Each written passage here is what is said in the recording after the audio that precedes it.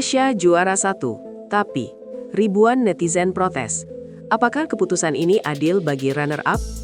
Lampu sorot mungkin telah padam di panggung Grand Final DA7. Namun kobaran api amarah di jagat maya justru baru saja dimulai. Di tengah hujan konveti yang merayakan kemenangan Tasya, jutaan pasang mata justru terpaku pada sesosok juara tanpa mahkota yang berdiri di posisi kedua dengan sejuta tanya. Malam itu bukan sekedar trofi yang diperebutkan, melainkan sebuah pertaruhan harga diri antara integritas vokal murni dan dinginnya strategi industri.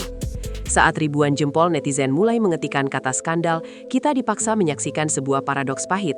Mungkinkah kemenangan paling gemilang dalam sejarah kompetisi ini justru menjadi awal dari sebuah tragedi ketidakadilan bagi bakat yang sesungguhnya? Malam puncak yang berujung protes massal. Sebagai reporter yang berdiri tepat di barisan depan press room, saya menyaksikan sendiri bagaimana euforia Grand Final DA7 berubah menjadi keheningan yang mencekam saat skor akhir ditampilkan di layar raksasa. Pengumuman Tasya sebagai juara 1 bukanlah sebuah klimaks yang melegakan, melainkan pemicu ledakan emosi yang luar biasa dari tribun penonton. Saya melihat dengan jelas bagaimana wajah-wajah pendukung runner-up membeku dalam ketidakpercayaan, seolah mereka baru saja menyaksikan sebuah anomali yang mustahil. Suasana di dalam studio mendadak terbelah. Di satu sudut, ada tangis haru keluarga Tasya. Namun di sudut lain, terdengar teriakan protes yang samar namun konsisten menyebut nama sang juara kedua. Secara visual, kemenangan ini tampak megah dengan hujan konveti dan cahaya keemasan. Namun secara atmosferik, ada ketegangan yang sangat tebal di udara. Banyak penonton yang biasanya bertahan hingga sesi foto bersama, malam itu justru berbondong-bondong meninggalkan studio dengan wajah masyghul, meninggalkan bangku-bangku kosong yang menjadi saksi bisu atas sebuah keputusan yang dianggap tidak memuaskan nurani publik.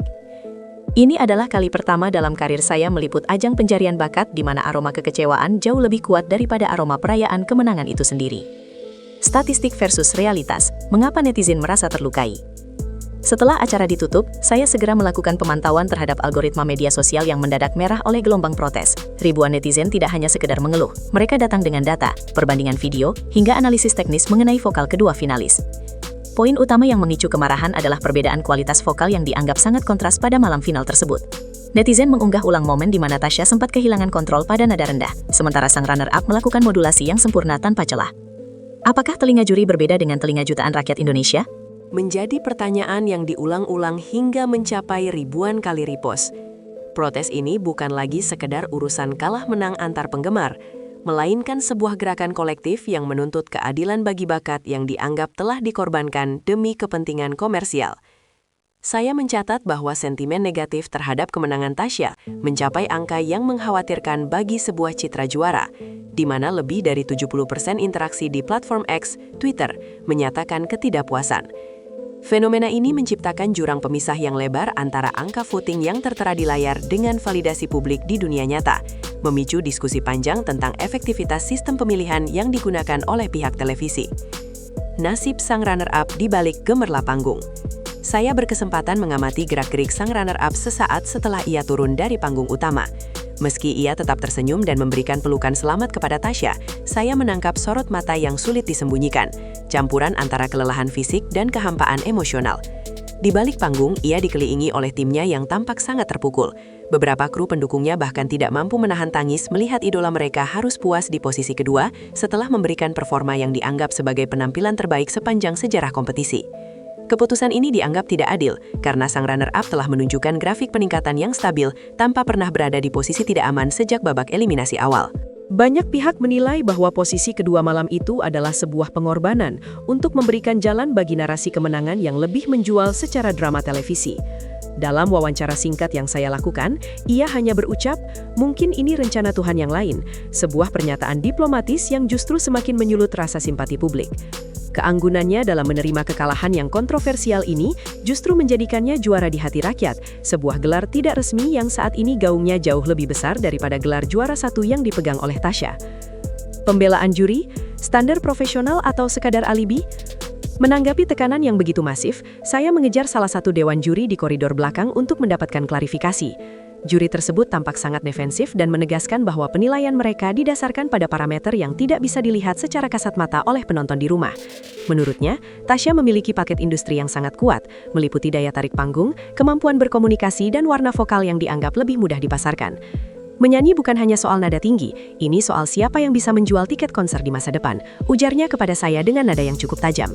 Pernyataan ini secara tidak langsung mengonfirmasi kecurigaan publik bahwa faktor musikalitas murni terkadang harus mengalah pada faktor komersialitas. Juri berargumen bahwa mereka melihat potensi jangka panjang dalam diri Tasya yang tidak dimiliki oleh kontestan lain. Namun, bagi saya sebagai pengamat, alasan ini terasa seperti pedang bermata dua. Di satu sisi menunjukkan visi bisnis, namun di sisi lain meruntuhkan esensi dari sebuah kompetisi yang seharusnya menjunjung tinggi kemampuan teknis di atas segalanya. Penjelasan juri ini bukannya meredam suasana, justru semakin meyakinkan netizen bahwa keputusan tersebut memang sudah didesain sejak awal untuk kepentingan industri hiburan semata. Isu anak emas, membedah perlakuan istimewa. Salah satu poin paling panas yang saya telusuri adalah dugaan adanya perlakuan khusus atau status anak emas yang melekat pada Tasya sejak babak 5 besar. Beberapa sumber anonim dari lingkungan produksi membisikkan kepada saya bahwa Tasya seringkali mendapatkan jatah latihan vokal lebih lama atau pilihan lagu yang lebih sesuai dengan karakternya dibandingkan kontestan lain. Meskipun pihak penyelenggara membantah keras hal ini, narasi tersebut sudah terlanjur liar di masyarakat. Netizen menunjuk pada komentar-komentar juri yang cenderung memaafkan setiap kesalahan Tasya, namun sangat keras terhadap kesalahan kecil kontestan lain. Saya mengamati adanya pola di mana setiap penampilan Tasya selalu dibumbui dengan narasi latar belakang keluarga yang menyentuh hati, yang oleh banyak kritikus dianggap sebagai cara untuk memanipulasi emosi pemilih agar tetap memberikan dukungan meski kualitas vokalnya sedang menurun. Pola-pola seperti inilah yang membangun persepsi publik bahwa kompetisi ini tidak lagi berjalan di atas lapangan yang rata. Keadilan bagi runner-up dan kontestan lainnya dianggap telah tergadai oleh kebutuhan skenario televisi yang memerlukan sosok protagonis yang emosional untuk mendongkrak durasi tontonan dan interaksi di media sosial. Transparansi voting menanti bukti di balik angka. Hingga laporan ini disusun, tekanan publik agar penyelenggara merilis rincian hasil voting per daerah dan per menit terus meningkat secara eksponensial. Sebagai reporter, saya melihat bahwa ketidakpercayaan publik berakar dari ketidaktahuan mereka tentang bagaimana angka-angka tersebut dikelola. Sistem voting berbasis aplikasi dan SMS seringkali dianggap sebagai kotak hitam yang mudah dimanipulasi oleh pihak-pihak tertentu yang memiliki modal besar untuk melakukan booming suara.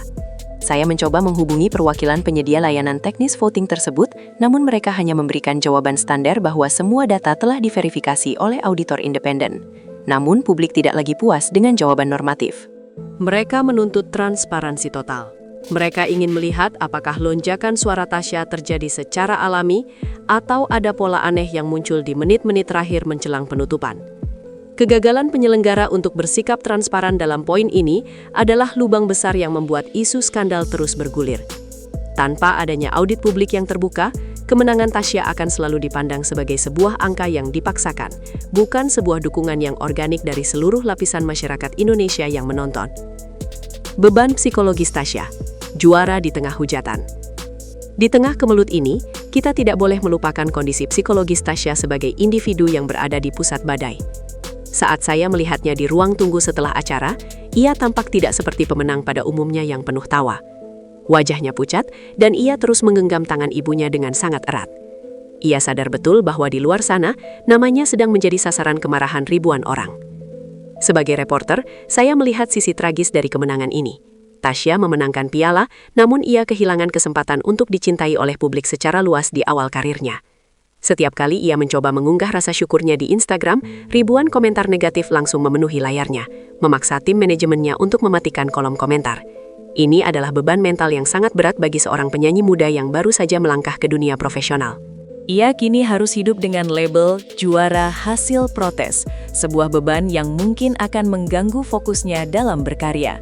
Upaya Tasya untuk tampil tegar di depan kamera justru seringkali dianggap sebagai kepura-puraan oleh netizen yang terlanjur marah, menciptakan situasi di mana apapun yang ia lakukan akan selalu dipandang salah di mata sebagian besar penonton.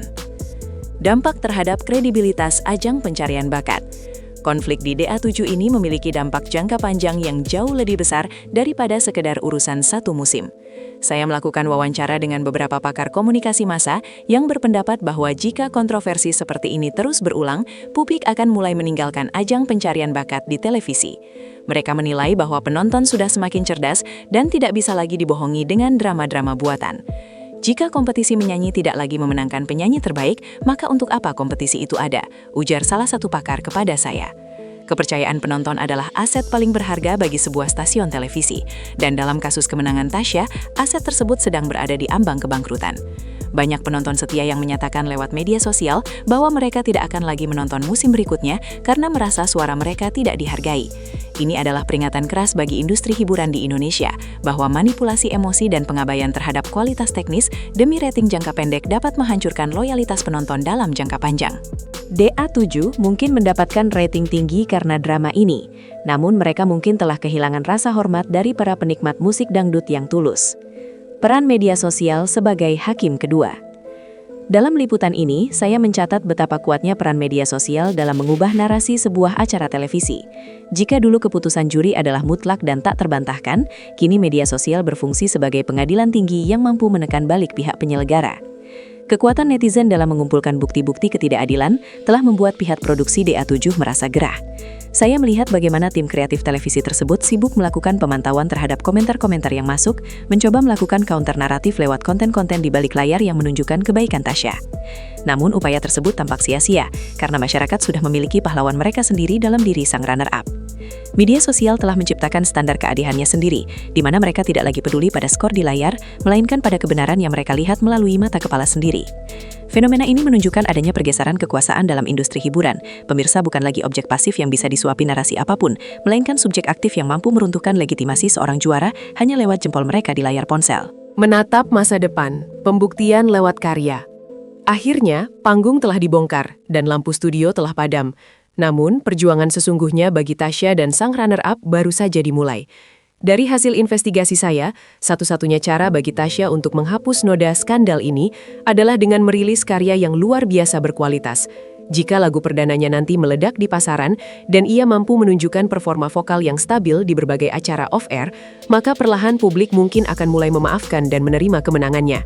Sebaliknya, bagi sang runner-up, status juara tanpa mahkota ini adalah modal sosial yang sangat besar untuk membangun karir yang lebih cemerlang daripada sang pemenang. Sejarah mencatat bahwa seringkali orang yang kalah di final, namun menang di hati rakyat, justru memiliki karir yang lebih panjang dan berkelanjutan. Penutup dari laporan ini adalah sebuah refleksi, bahwa di atas panggung musik, kejujuran vokal dan ketulusan hati adalah hal yang paling sulit untuk dimanipulasi. Waktu akan menjadi hakim paling adil yang akan memisahkan mana yang benar-benar bintang dan mana yang hanya menjadi juara karena kepentingan satu malam. Keputusan DA7 sudah final, namun penilaian sejarah baru saja dimulai.